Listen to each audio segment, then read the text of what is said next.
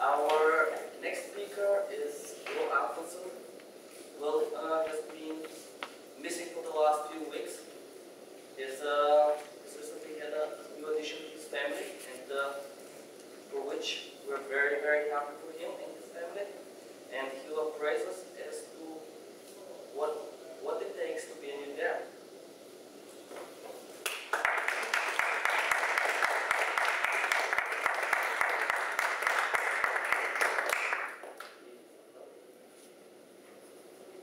Fellow Toastmasters, Mr. Toastmaster, thank you very much.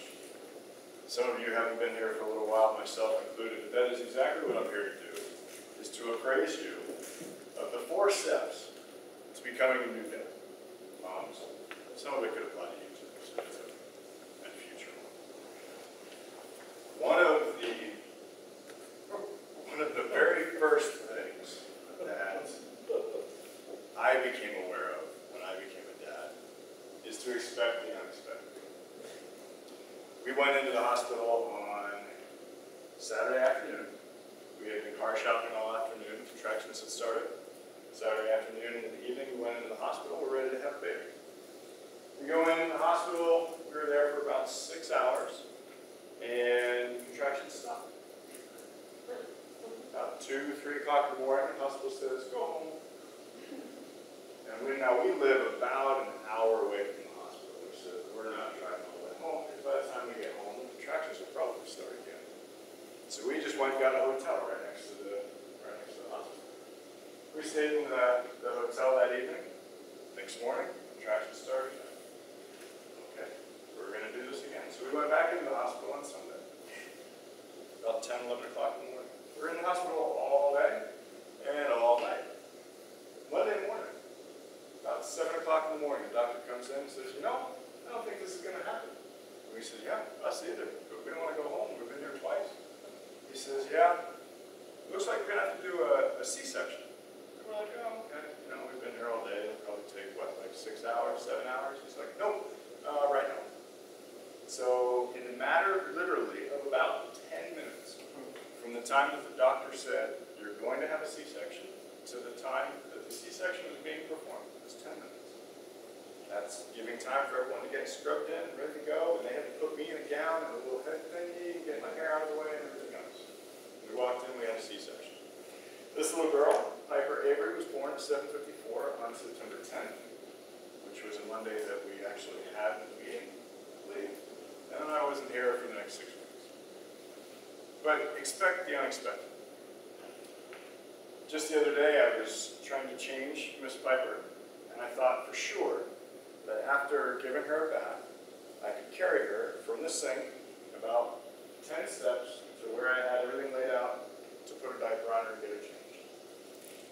You would be amazed how quickly a child can decide that they want to pee on you. 10 steps is all it takes. And it didn't matter how far away I held her, she was going to pee on me, no matter what. So expect the unexpected. The second thing that you have to understand with babies, they get hungry a lot. They have little tiny bellies, right? So they like to eat every 2, 3, 4 hours, which means that they're going to be awake every 2, 3, 4 hours. So the next thing that I learned how to do, which was very difficult for me, was to learn how to sleep in short increments. Now, I love sleep. If you guys remember my running speech about Cliff Young and how much I hate to run, the exact opposite of that is how much I love to sleep. I will sleep for 12 to 16 hours if I'm up and out, if I have a weekend or something like that.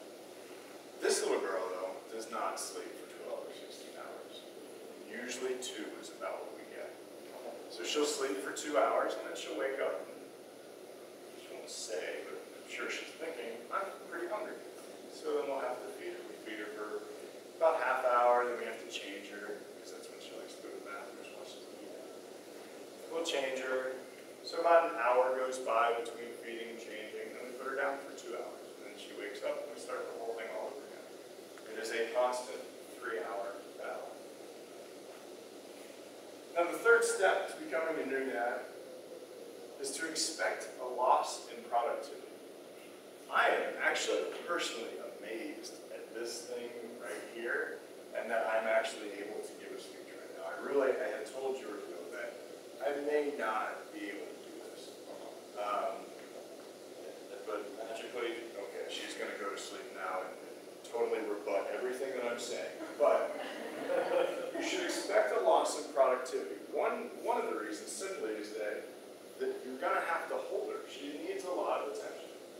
And whether it's you or your spouse or another family member, someone is always, 100% of their time is going to be taken up with this little one. Now, my wife and I have kind of, over the last 6 weeks, developed a method of we're allowed to do one errand a day. And that might be just doing laundry, or it might be leaving the house and going grocery shopping, but only one errand for each of us a day. This counts as my errand, because this is all I'm going to get done all night. And when I get home, we're going to enter right back into that 3-hour cycle, and she'll need to eat and then sleep and then get changed and everything else.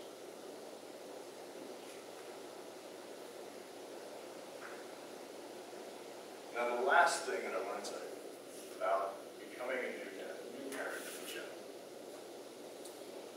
There are times when my daughter, I would think, in the spirit of Halloween, is possessed. She will, from the movie Exorcism, her head will spin, she will scream and puke, projectile vomit while her head spins. Sometimes that's my daughter. At other times, though, this happens to be one of them. She is the sweetest, cuddliest, lovable little, I don't know what you're talking about, little girl. My favorite time in the world, in the last 6 weeks, is when she's laying down sleeping, and it's time to get up to eat or do something else. When I pick her up, and she's this little tiny kid, and she's trying to bury herself in your shoulder, and it's so bright, she's rubbing her eyes, and she just wants to love on you and go back to sleep. I cannot explain to you the feeling of joy, of love, of what a little miracle that she is. And I think you just have to experience it yourself. Because of all of that, you find yourself doing things that you might not have seen yourself doing before. When I talk with my dogs, I like my dogs. We go outside and play. We come inside, I pet their belly.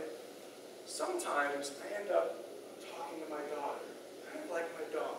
Yes, I do. Yes, I do. That's a good little girl. Yes, yes. But it's the love and the feeling that you have of having this new being that makes it okay. I really don't care if you all think I'm dorks. She's a little miracle, and I'm going to say it because she likes to hear it that way. Thank you very much, Mr. Coach.